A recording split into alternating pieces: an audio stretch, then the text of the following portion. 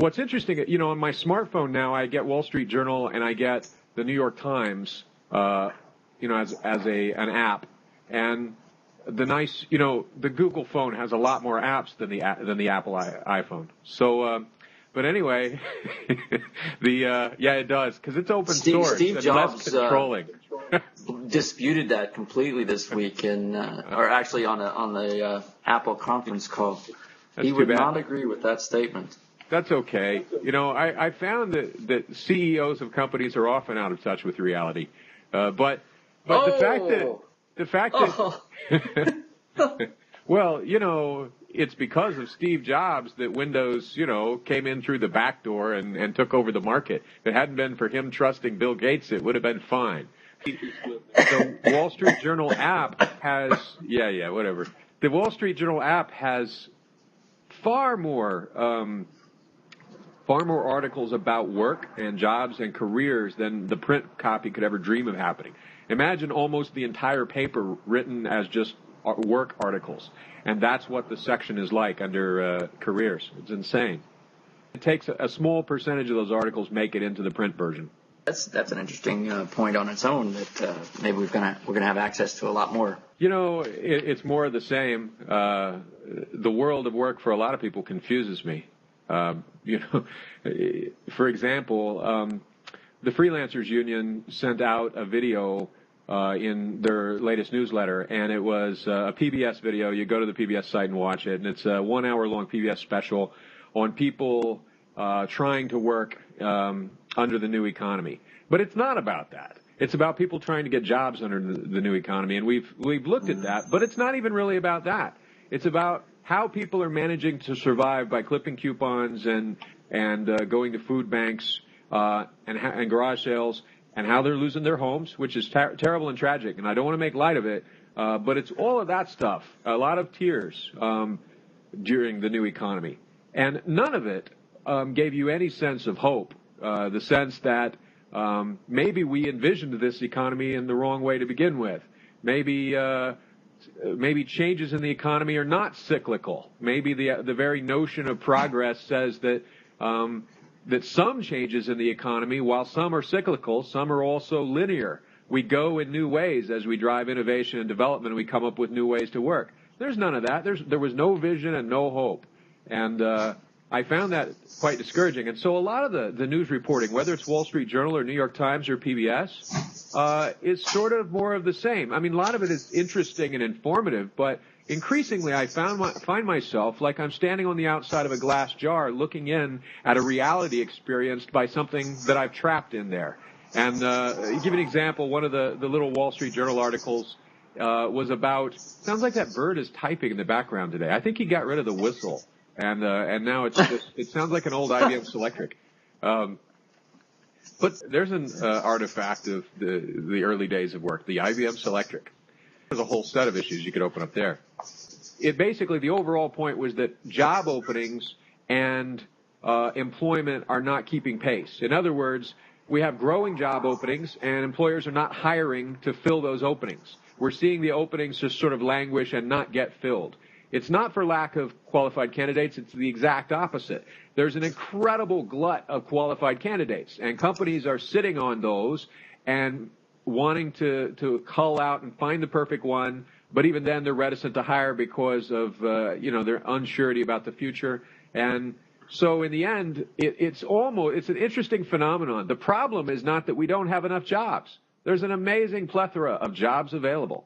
The problem seems to be for those guys that employers are simply not filling the jobs. They're preferring to keep them open, do 8, 9 interviews, keep the jobs open for 6 months, then cancel it, then a month later repost it on a different title, and start over the interview process. So it's just playtime.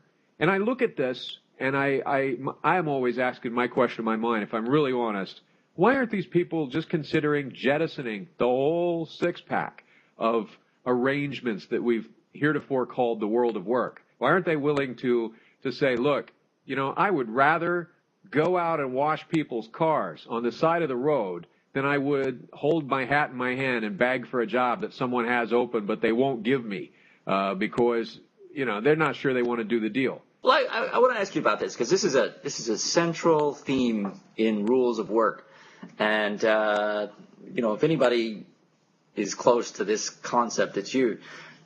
So what?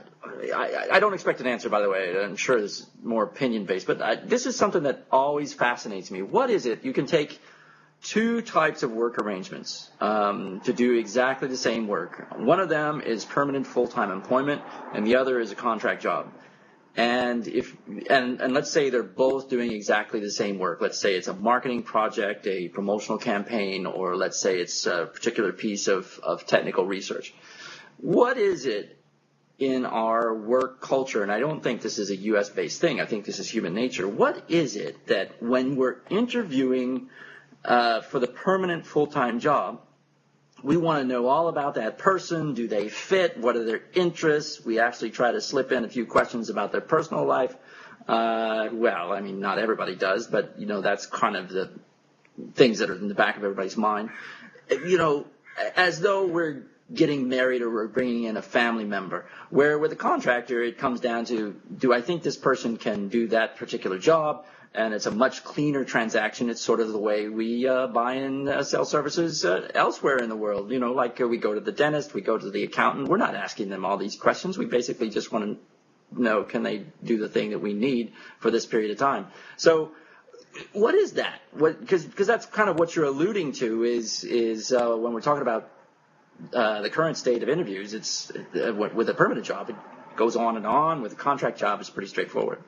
Yeah, I think it's a cultural artifact from a bygone era. I really think that most employers and job seekers alike are doing a kind of vocational archaeology.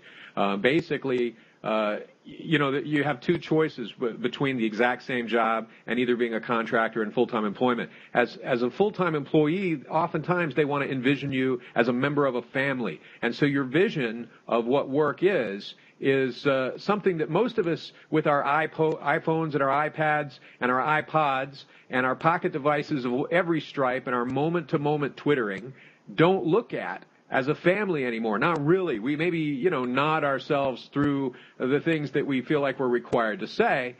I think that most of us don't want to, we want to feel like we're part of a family because we get the security, but we don't want to in our hearts feel like we're part of a family because it's not the way we live the entire rest of our lives. It doesn't match a contemporary lifestyle.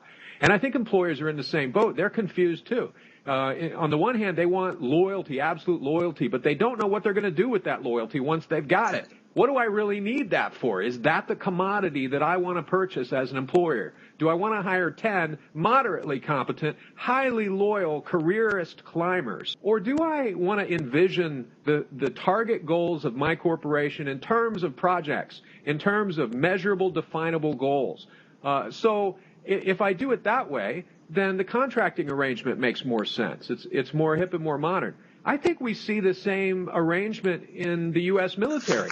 We're confused in the military arrangement about whether we want absolute loyalty and we want it to be a big family and we keep everything in the family. And it's this sort of intractable, all-consuming thing. On the other hand, we find that the military is most effective when it has measurable short-term goals, when it envisions something as a project.